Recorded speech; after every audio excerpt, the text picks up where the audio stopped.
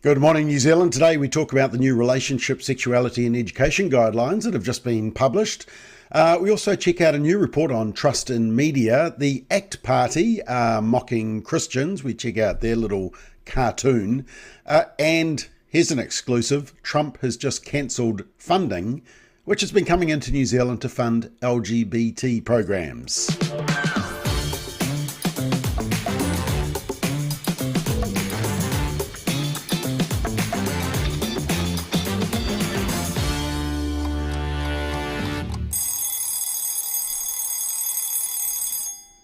Good morning, it's the 14th of April, Monday morning, start of a new week and start of the school holidays. So nice for some.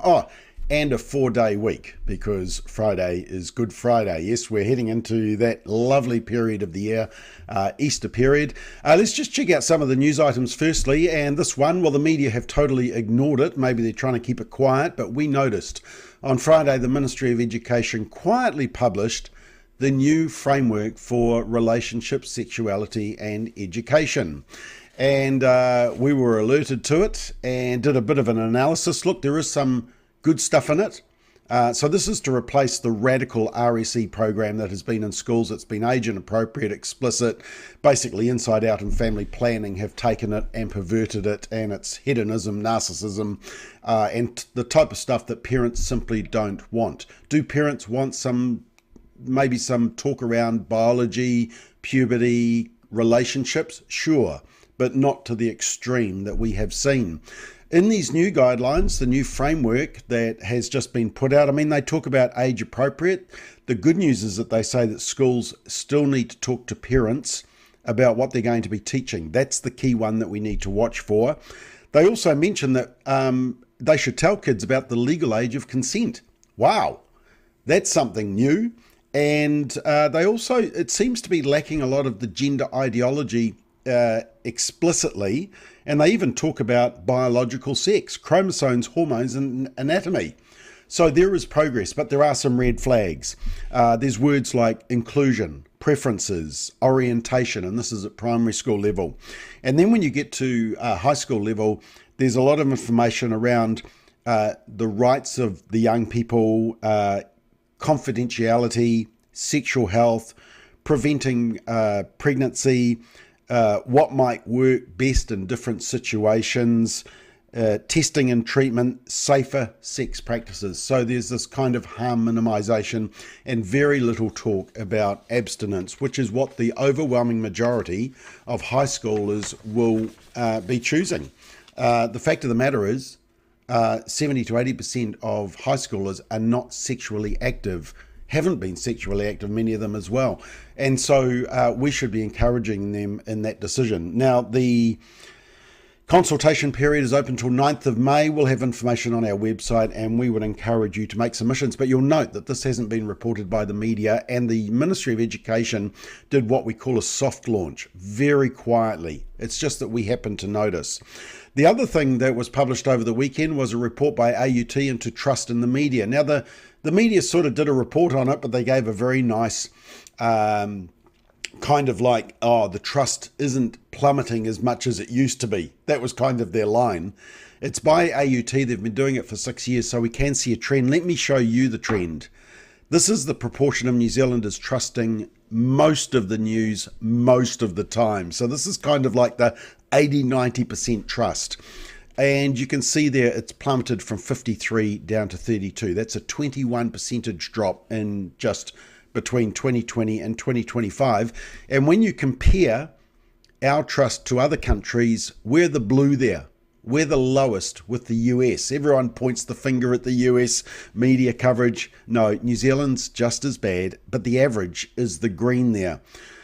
So it's not a good report. I've just released a McBlog, which you can see on our website and on YouTube, and we do a more deeper analysis of that.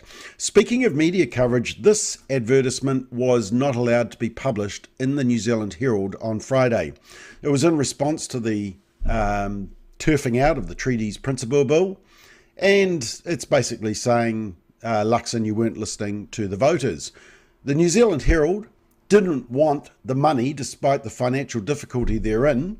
And they said, no, we're not publishing this. And one of the reasons was because they said, oh, the picture is AI generated. That is not actually Luxon doing that. It's interesting because back in 2011, we actually posted this full page ad in newspapers, 2010, I think it was. It was after the referendum. 87% voted against the anti-smacking law. And John Key said, look, if I see good parents being criminalised, I'll change the law. We produced the evidence. Mei Chen, the public lawyer, has produced evidence that good parents are being criminalised. And so we published this ad. Yeah, that's AI generated. Well, it's not AI generated. It's artwork. It's just publishing. But the New Zealand Herald published it in those days. So that's how much the posts have shifted in terms of how the media are vetting certain stories. Oh, we talked Friday about the climate change, the school climate change activists. You probably didn't see much media coverage, and that's because not many kids are worried about it anymore. The climate alarmism is over. Kids have got other things to think about, like how many followers have they got on TikTok or something. And so this is the best photo they could get of the perhaps 100 to 200 that actually turned up. Yeah. So interesting coverage of all that. One other interesting thing is that I did a McBlog on Kiwi Bank and just how woke they are as an example of a number of organisations in New Zealand who are digging down into diversity, equity and inclusion, DEI. I call it deception, inequity and inequality or exclusion. In other words, if you don't buy into the ideology, you get excluded, you get cancelled. And the delusion is around the whole gender ideology and sexuality, etc. But Kiwibank obviously watched one of the McBlogs and responded and did a video pushing down about their pronouns and how much they were funding all these LGBT organisations. And in response, the Deputy Prime Minister, Winston Peters, actually posted on their Facebook page a comment saying, hey, Kiwibank Chief Executive, how about you do your job and focus on banking instead of being woke? Now, what's interesting about all of this is that you can't actually see the comment on Facebook anymore. Kiwibank have hidden the comment of the Deputy Prime Minister, which is kind of interesting. And part of the issue, of course, is New Zealand First have a bill in the ballot to get rid of wokeness in banks and stopping banks, especially preventing you from opening a bank account because they disagree with you or don't like your approach to the climate, or perhaps are counselling people with unwanted sexuality and gender issues. Yes, can you believe that? Now, what was my other story? Oh, yes, the ACT Party have decided that it's okay to, it's open mock season on Christianity leading into Easter. You see, the ACT Party, as I told you last week, they're desperate to be able to drink alcohol at Easter and Christmas and Anzac Day. Now, you can drink alcohol at Easter. You can either buy it yourself, or you can go to a licensed restaurant, but you have to have it with food. That's the rules we have around Good Friday, Easter, Christmas, and Anzac Day morning. But you can get special licenses. But the ACT Party are desperate to pass this bill, and Labour are also. Kieran McAnulty's bill that we talked about, but this was in the ACT Party's latest newsletter. And of course, you know, saying that Jesus, well, if Jesus can drink wine at Easter, some interesting theology there, then ACT voters should be able to drink beer while eating Cadbury chocolates. My challenge to the ACT Party is simply, okay, you have fun and mock Christianity, now mock Islam. I dare you. I don't think they will. Speaking of terrible articles, this was in the press over the weekend. It was an editorial from the Christchurch Press. Casualties on the war of woke. And yes, Green MP Benjamin Doyle once again is the victim. It was a nauseous piece of editorial. It says, and it basically doesn't call Benjamin Doyle's posts into account. It has a go at Winston Peters and his war on woke. They say that the questioning of Benjamin Doyle was a classic moral panic, and they say it was a fringe dispute, and that Peters should have asked more questions about Benjamin Doyle's posts. we had enough information, didn't we? We heard enough about Bussy Galore and about things like scat from his days at the AIDS Foundation and the potentially pedophile-linked memes, potentially, and the eggplant and that, that circly thing. We heard more than enough. But anyway, the Christchurch Press editorial said this is an ugly business. Yet there is a danger if minority politicians start censoring themselves and their social media backstories to avoid bullying or quit politics altogether. We could end up with a parliament that does not represent the rich diversity of our population if politicians are afraid to bring their authentic, full self to parliament, as Doyle put it. If parliamentarians are bringing that type of material to parliament, we don't want it. And then they somehow segue into a report that says that women politicians are regularly threatened with physical and sexual violence. Memo to the Christchurch Press. Benjamin Doyle is a dude. So that segue didn't quite work, but the Christchurch Press said, look, this has all been accompanied by a global rise in alt-right, anti-feminist politics. Anti-feminist. Yeah. And then they quote the example of a tragic case of British MP Joe Cox, who was murdered in 2016 by a white supremacist. That's their example. They never quote this example, which is a male UK MP who was murdered in a terrorist attack. Yeah, by an Islamic State propagandist. Yeah, they never quote the dude, the guy that has been a victim of it as well. Oh, they do quote Shane Jones, because remember last week Shane Jones, his wife was assaulted at an airport. There was allegations of that. And so the Christchurch Press says New Zealand First MP Shane Jones also became a target this week when he was allegedly verbally attacked and his wife was grabbed during an altercation at an airport. Okay, now you'd say that's terrible. Politicians should not be targeted. But then listen to what the Christchurch Press says. Again, this is unacceptable, yet the incident has not dented Jones' resolve or mellowed his rhetoric. One rule for some, one rule for others. That's the Christchurch Press. What a shocking piece of editorial. Here's an interesting study for you. If you use shorthand in your texts, apparently it chips away at perceived effort and it affects personal exchanges. It says, this study says that even people imagining themselves chatting with a long-time buddy reported feeling a little put off by half-spelled words. So that's a study to watch out for. If you use abbreviations in text like IDK, I don't know, or LOL, laugh out loud.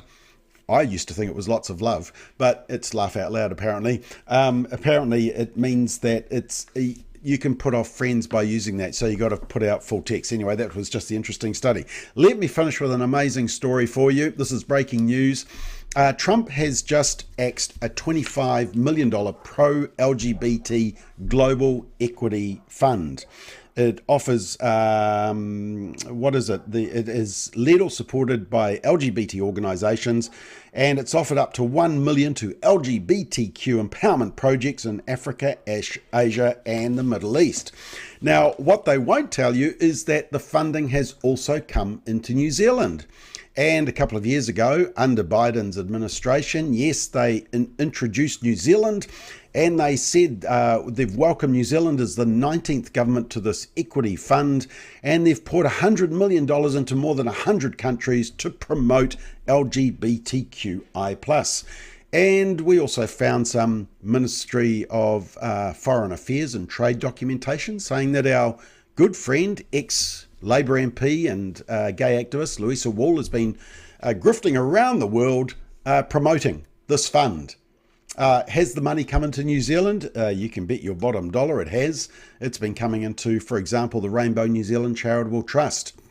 But as of now, Trump has just axed that funding. So well done. Thank you, Donald Trump.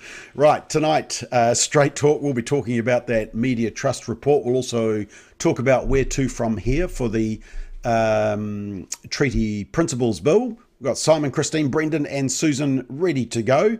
And just before I go, here's a quick promo on the programs you can expect each week. If you're looking for news that you can trust, commentary on key family and social issues, and conservative conversations, go no further. Family First has them all. Start each weekday informed. 7:30 a.m. live, Monday, Wednesday and Friday, Daybreak with Bob McCoskrie as he gives an overview of key stories that you need to be aware of. 7:30 a.m. live Tuesday and Thursday, a more in-depth discussion, Solid Ground with Simon O'Connor. On Monday nights, live at 8 p.m, watch Straight Talk with our panel. Thursdays, live at 5 p.m, political playback as we discuss the week in Parliament and New Zealand politics in general from a conservative viewpoint. You can watch all of these features live and also on demand on our website, Facebook, X, Instagram, LinkedIn and on our YouTube channel. Plus, there's regular episodes of social commentary with Mick Blogg and weekly interviews in Family Matters. There's also additional commentary on our website, and both Simon and Bob are writing on Substack. Finally, something worth watching that you can trust. Go to familyfirst.nz for more details. Right, there we go. So we'll see you tonight at Straight Talk at 8 o'clock. And tomorrow morning, don't forget, Simon will be here for Solid Ground. Have a great Monday.